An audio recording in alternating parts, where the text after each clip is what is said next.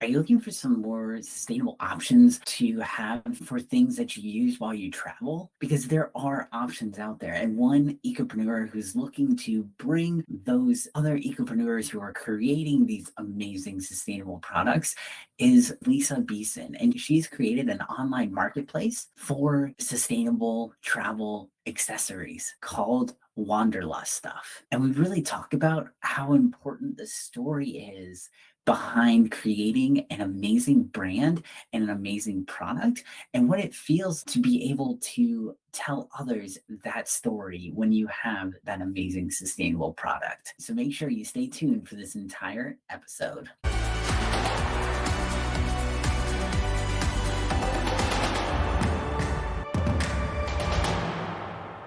Leesa, can you tell us about WanderlustStuff and what you do? WanderlustStuff. On the most basic level, WanderlustStuff is an e-commerce store that provides travel accessories made by independent makers across the globe.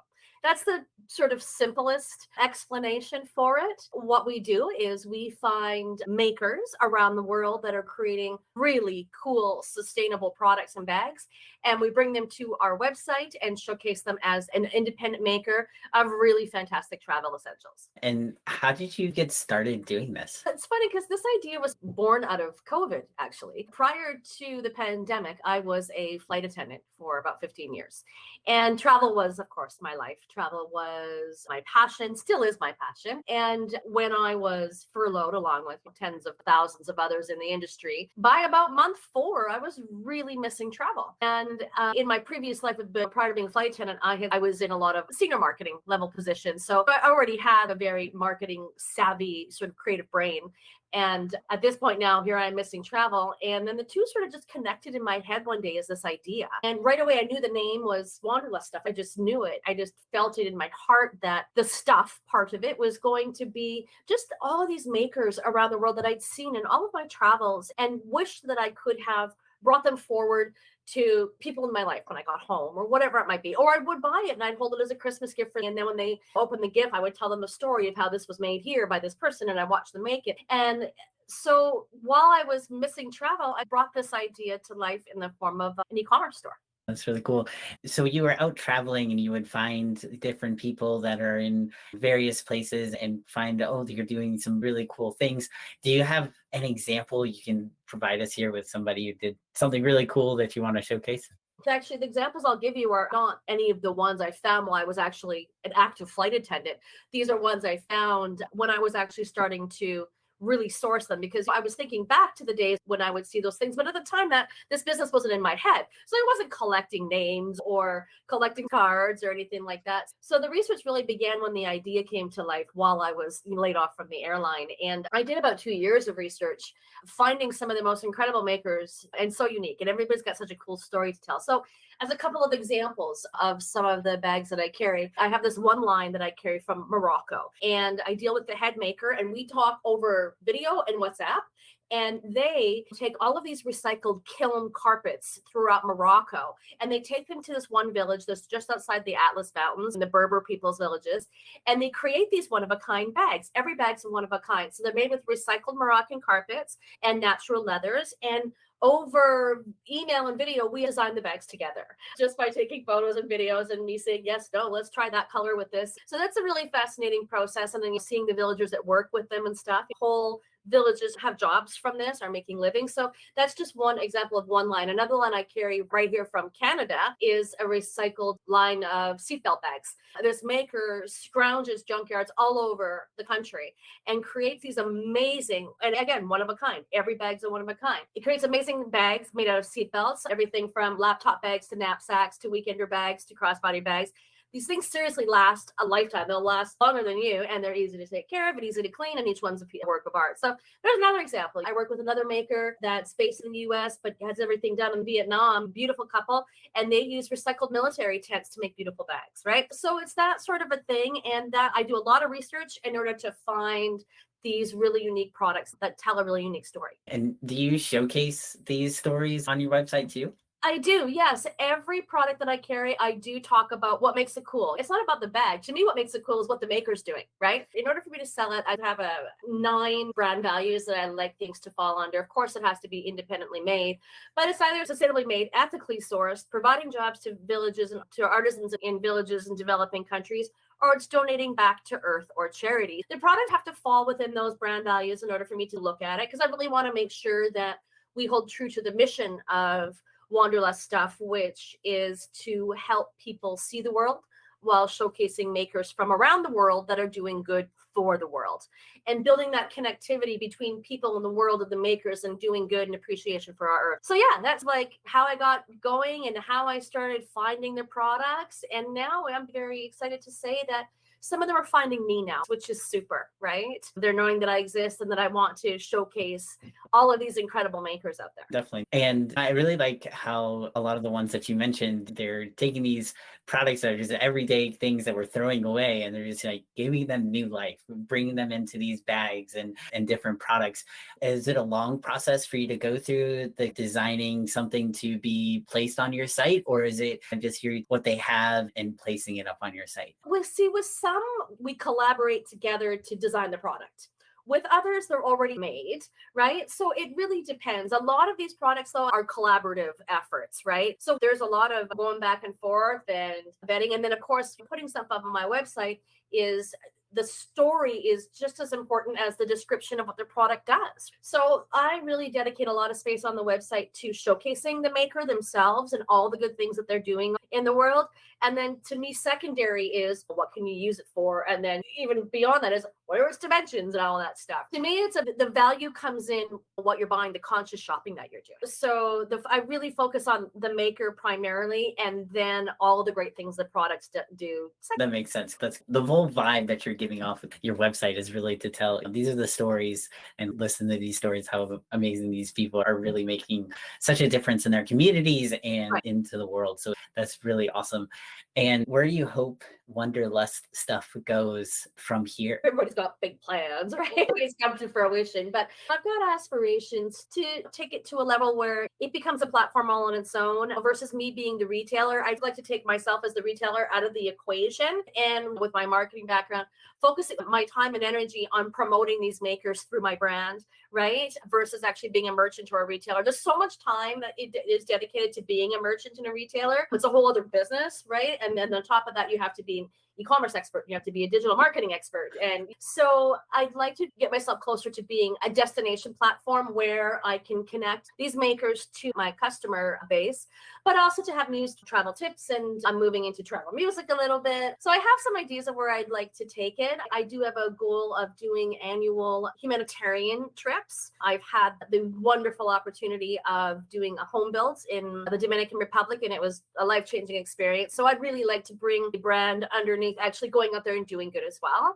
So I'm just taking these little aspirations and slowly every day just moving them forward and seeing if I can make them come to life. We all wear so many different hats as ecopreneurs on this journey, trying to make sure we're handling everything and get our brand to grow as of the best possible. So definitely, I understand trying to juggle so many hats and our wishes to just focus on one thing, and I'm sure you'll get there. Yeah, let's hope. You know what? Rome was not built in a day, and anything that you're trying to build, you're building with love and care. And my biggest piece of advice to anybody who's starting out as a 50-some-year-old in the e-commerce digital marketing world is please be patient with yourself and take your time. There's a tremendous amount to learn. Definitely. And for each of these products, they're each custom made that you mentioned. Do these products take a long time to create and then send to customers, or what's that kind of look like? Yeah, it's quite the process from the, okay, I need more bags moment to, okay, let's design some, let's get in touch with the guys in Morocco to let's start picking these and putting the color combinations together of the repurposed Moroccan carpets and the leathers to them actually being made to then being shipped from Morocco to Canada, to me then doing the photography and videography to get them on the website to actually sell them, and then somebody buys it and they get shipped. That whole process can take a very long time. So I look at it as if I'm curating a bit of a quirky art museum of bags, and that when you're curating and you're using all these one of a kinds, it takes a lot of patience. This isn't a business of mass consumerism. It's not a business of mass consumption. From the one end to the other, it does take a really long time, but I'm proud of that, actually. I think that it's just that step closer to all of us having a conscientious approach to what we buy and who we're buying from. It's not Amazon, but it's trying to get the product to your customer as quickly as possible one day or whatever. It's definitely more of you're making a conscious decision to purchase something that is sustainable, gives back to the local economies. It's giving back to our earth. So it's really all the other great things that you're doing take a bit longer to get to you, but you're going to be absolutely. But to be able to tell the story once you get that bag from Morocco and know that, okay, check this out. This is the village it was made in. These are the people making the bags, right? This came here from Morocco. And then when you have that in your hands, feel that connection, that actual connection to that country, to those makers. I think the wait is worth it. Definitely. And how do you hope to see these bags be able to help individuals who purchase the bags be able to understand more about other cultures and traveling? I think that what I'm trying to do is we all travel. We all need bags to travel with. I can go to the luggage store, the Bentley store, and I can buy something any day. I can run into the Winners or the Target or whatever, and I can buy anything. And just like fashion, there's a lot of fast fashion out there. There's also a lot of fast travel gear out there as well. I put a lot of complimentary pieces in the products when they're shipped. The shipping experience and the unboxing experience from Wanderlust is rather delightful, and I designed it that way. I really want that experience to delight. I think the unboxing experience is the first time the person has the ability to touch and feel it with their own hands. I take that part very seriously and really hope to build the connection with them that way. I ensure that there's information about the maker, photos and stuff. I have little brochures that go in that really tell you the story about it. You may have read it on the website when you bought it. I want to make sure that when you have it in your hands, you get to be reminded of where this came from. And I also have some brand story stuff that I throw in there too that really helps to continuously promote this universal appreciation for the world. And that is my messaging. My messaging is always about an appreciation for the world and just bringing all of us together through conscientious shopping and thinking a little bit more what we do and how we take care of this earth and how we take care of each other. I just hope to spark appreciation in a different way than most retail would. And do you see more and more people making more conscientious purchasing decisions? And do you think this is going to increase over time, or where do you see this going? I think it's still a slow movement. I'm glad to see that it's finally a movement. I think it's a slow movement. I believe it's much more prevalent and important with the generation younger than me than unfortunately it is with the generation older than me. I think the generation that I am in as a Gen Xer, I think that we are very much within the belief of Mother Earth first and let's take care of the planet that we have. But I think that there's still a lot of people who aren't there. So I think that we're a long way from having this tipping point of conscientious shopping. But every little bit that every person does do makes a difference. And I know within my circle of clientele that those things do matter to them. And that's why they're purchasing. And they know that they might be paying a little bit more, but they know what they're buying. They see the transparency of where it's coming from. So I think that it's slowly going to keep moving that direction. And the longer we keep filling the dumps and the garbage yards full of stuff, the more we're going to look at that and you realize that there's a way to live in this world by repurposing what we've already created. Yeah, so that's what I hope for. Yeah, I think it's just slow. I think it's just one of those slow things. It's the internet took a while for it to become a tipping point of now everybody uses it. I think conscious shopping has a long way to go, but I'm glad that it started. Definitely. Do you think there's any kind of key things that you would hope to happen that would trigger a faster movement? I think that first of all, the movement of no plastic bags in retail stores is a great move. Right. I think that all companies should be utilizing recycled materials or recycled shipping. Like, for example, when I ship, I don't buy boxes. Why buy? I get stuff shipped to me in boxes from my suppliers. Why throw those out? It can be recycled, but I reuse. Every piece of paper I use, I put through a shredder, and that's the filler in my boxes, right? I try to keep things lean. And I think that how long will it take? I don't know, but we all can make a little bit of a difference in it. And I really see from a retail perspective, like everybody's, let's face it, in retail, most brands are moving towards sustainability. They're bringing products to the forefront that are sustainably made using recycled materials. It is happening. It is happening. And I think that it will happen faster if the retail associations put some guidelines in further to that, where 60% of whatever you use, 50% has to come from recycled materials. I think those days will come. I agree. And one of the things I noticed was we got 3 or 4 big items, and they were in boxes that didn't have any styrofoam binding. They were all completely enclosed with cardboard, just designed to where it held everything in place. So it was dishes. So we got like new plates and pots and pans and bowls and things like that. So there's like fragile items that usually if you ship them, you're going to be worried about them breaking and things, but they had it all in there and we didn't have a single broken plate or anything like that. So it can be done. And I think that if we design these things with purpose and intention, then it can happen. And that was like 3 or 4 different brands that did that. It was like, wow, things are moving forward. It was a very eye-opening moment for me. I was like, oh, this is cool. And I'm glad it's also becoming a consumer expectation too, right? To see companies being thoughtful and mindful about how they package, whatever it might be, right? They're looking for those things. They are judging the value of the company based on those things, especially the millennial and younger generation. And good on them. I'm glad they have that expectation because I hate to say it, but unfortunately, a lot of the older generation has ruined a lot of our world. So I'm really glad millennials and Gen Zs are coming up to save the mess that was made.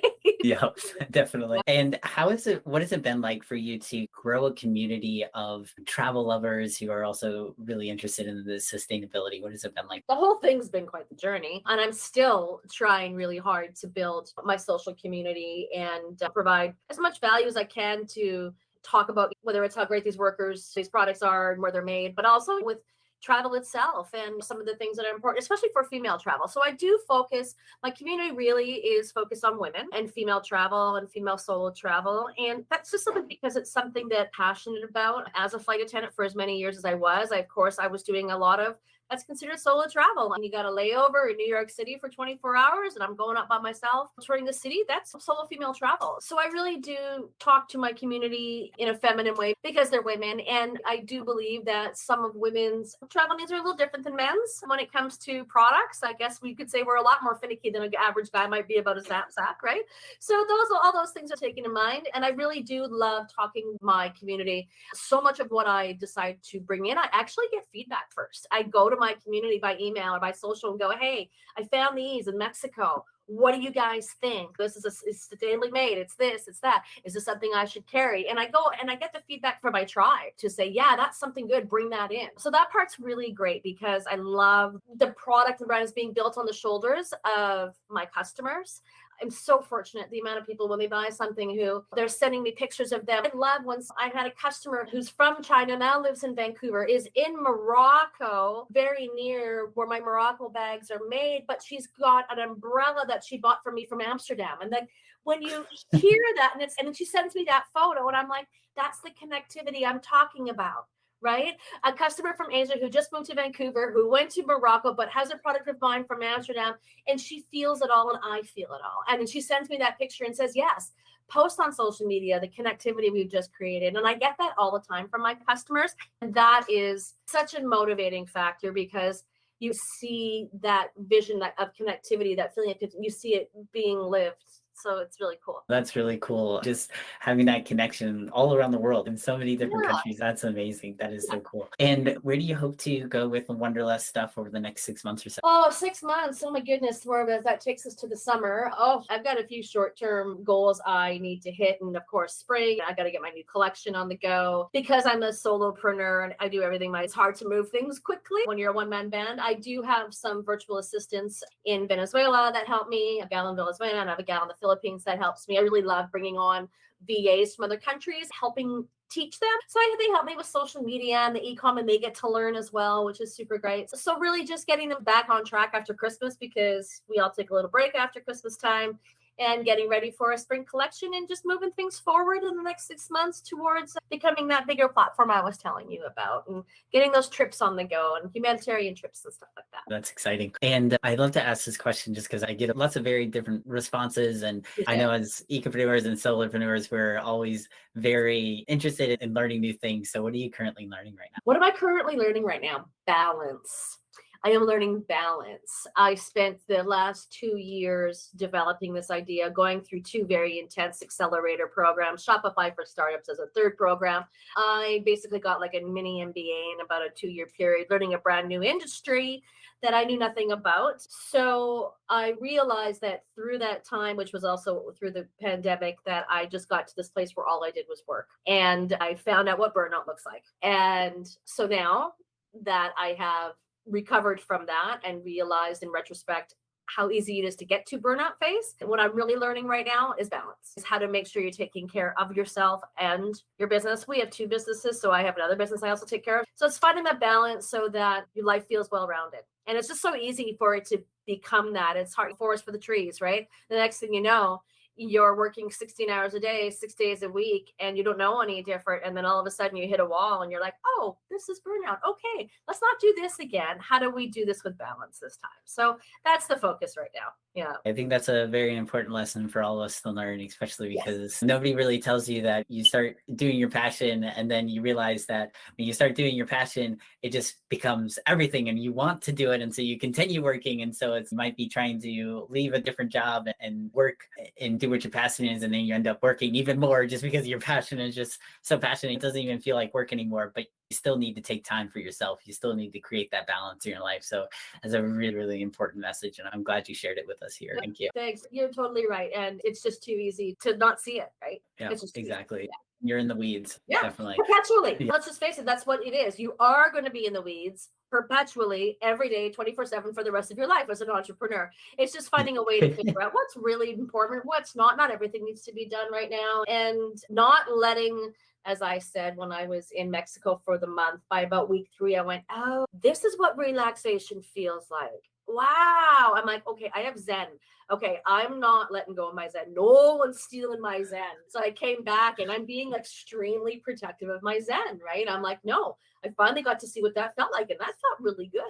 So let's just hold on to that. We're gonna find it. Yeah, I agree. And I have just 2 questions left here. Yeah. And this one is just a little bit of a fun one. What was your most favorite place that you've traveled to? Oh my gosh, that's so hard. The lover of the world. I can't say that there's a favorite. Like, love everywhere. I love everywhere. I haven't been and everywhere I have been. Some of the ones that stand out as like very, really memorable would be here in Canada. It would be Quebec City. It feels like you've been transported to Europe in the 1500s. It's such a cool city. Just got such a flavor without having to go to Europe. So I love it there. Paris is always a lovely visit, romantic. I'm a really big beach bum. I'm a beach bum, bona fide beach bum. So I really love the Caribbean. I lived in the Caribbean for a short while as well. I would say in the Caribbean, the most spectacular place I've ever stayed is St. Lucia. Just they've got these Piton Mountains shooting at about 3,000 feet out of the water. It's just such a spectacle to see. Oh my goodness, that's just over here in North America. I want to see the whole world. Who doesn't? But those 2 would be my favorite. There's still, I haven't been over to Asia yet. There's still so many places there I want to see. There's a lot more in Europe I want to see. I've seen most of the Caribbean. I love all of the Caribbean islands. Gotta say, I love Jamaica. I lived in the Cayman Islands for a while. It's a really beautiful place too. I guess out of all of them though, I'm going to toot my own backyard and say Quebec City. That's great. If anybody would like to get in touch with you, how can they get in touch with you? On my website, there's a contact page on my website. On my Instagram, I have a link tree that allows you to subscribe. I do a really juicy newsletter every month, travel newsletter. People really love it. So subscribing there is really great because not only do you get the newsletter, but you get first deals on, I have a couple of sales a year. I'll do a lot of sample sales and stuff because I'm bringing stuff in from all over the world. So that's the way to get on to find out when there's going to be a sample sale of cool stuff from Morocco or whatever. So through the link tree is great. And of course on the socials, Wanderlust Stuff. Simple as that. Great. Leesa, thank you so much for coming on to the podcast today. It's been a blast having you on the show. Yeah, we loved being able to talk about traveling and about sustainability and connecting the world.